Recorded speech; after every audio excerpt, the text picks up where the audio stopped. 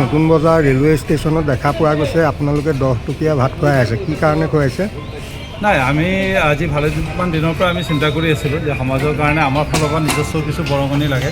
তো সেই চিন্তাটো আগত ৰাখি ইতিমধ্যে আমি ভালেমান দিন আগতে গোটেই কাৰ্যসূচীটো লৈছিলোঁ যদিও আমাৰ শ্ৰদ্ধাৰ সকলোৰে মৰমৰ জুবিন গাৰ্গদেৱৰ মৃত্যুত আমি আমাৰ চিন্তাধাৰাটো এটা নতুন দিশলৈ লৈ গ'লোঁ। যে বোলো আমি ভাবিলোঁ যে যিসকল নীতি আছে, জুবিনদাই যিহেতু নীতি মানুহৰ কাৰণে যথেষ্টখিনি কৰিছে, আমি ইমানখিনি তেওঁৰ ওচৰত চাপিব নোৱাৰোঁ যদিও কিছুতো কৰিব পাৰিম।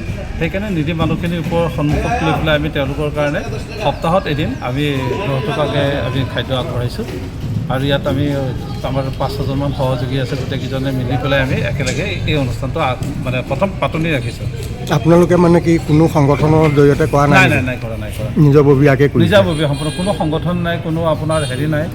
জেনি এণ্টাৰটেইনমেণ্ট বুলি আমাৰ এটা অনুষ্ঠান আছে, যদিও সেই অনুষ্ঠানটো সন্মুখত ৰাখি আমি কৰিছোঁ, যিহেতু আমি একগোট হৈ থাকিব লাগিব। অনুষ্ঠানটোৰ নাম কি ক'লে? Jenny entertainment. এইটো আমাৰ এটা প্ৰডাকশ্যন হাউচ। এই প্ৰডাকশ্যন হাউচত আমি ভালেকেইজন মানুহ জড়িত হৈ আছোঁ। এইটো কিমান দিনলৈকে চলি থাকিব?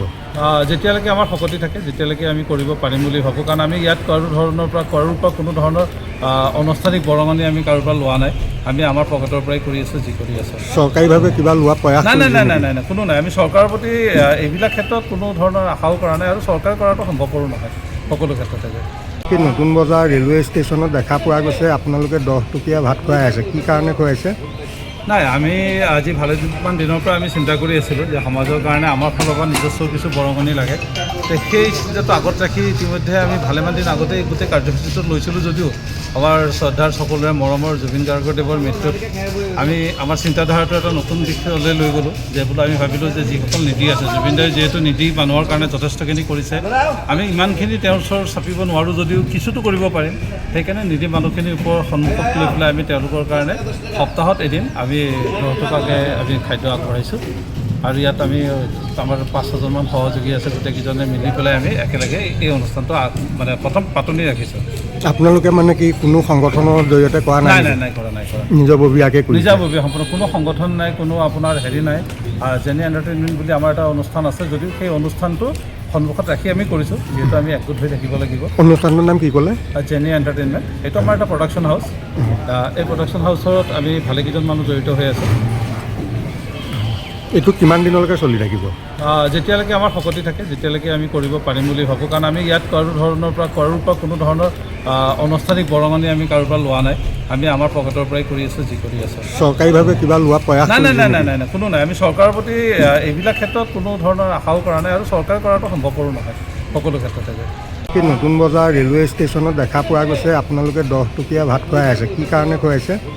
নাই, আমি আজি ভালেমান দিনৰ পৰা আমি চিন্তা কৰি আছিলোঁ যে সমাজৰ কাৰণে আমাৰ ফালৰ পৰা নিজস্ব কিছু বৰঙণি লাগে। তো সেই চিন্তাটো আগত ৰাখি ইতিমধ্যে আমি ভালেমান দিন আগতে গোটেই কাৰ্যসূচীটো লৈছিলোঁ যদিও আমাৰ শ্ৰদ্ধাৰ সকলোৰে মৰমৰ জুবিন গাৰ্গদেৱৰ মৃত্যুত আমি আমাৰ চিন্তাধাৰাটো এটা নতুন দিশলৈ লৈ গ'লোঁ। যে বোলো আমি ভাবিলোঁ যে যিসকল নীতি আছে, জুবিনদাই যিহেতু নীতি মানুহৰ কাৰণে যথেষ্টখিনি কৰিছে, আমি ইমানখিনি তেওঁৰ ওচৰত চাপিব নোৱাৰোঁ যদিও কিছুতো কৰিব পাৰিম। সেইকাৰণে নীতি মানুহখিনিৰ ওপৰত সন্মুখত লৈ পেলাই আমি তেওঁলোকৰ কাৰণে সপ্তাহত এদিন আমি 10 টকাকৈ আমি খাদ্য আগবঢ়াইছোঁ। আৰু ইয়াত আমি আমাৰ 5-6জনমান সহযোগী আছে, গোটেইকেইজনে মিলি পেলাই আমি একেলগে এই অনুষ্ঠানটো প্ৰথম পাতনি ৰাখিছোঁ। আপোনালোকে মানে কি কোনো সংগঠনৰ জৰিয়তে কৰা নাই? নাই কৰা। নিজাববীয়াকৈ কৰিছে? নিজাববীয়া সম্পূৰ্ণ, কোনো সংগঠন নাই, কোনো আপোনাৰ হেৰি নাই।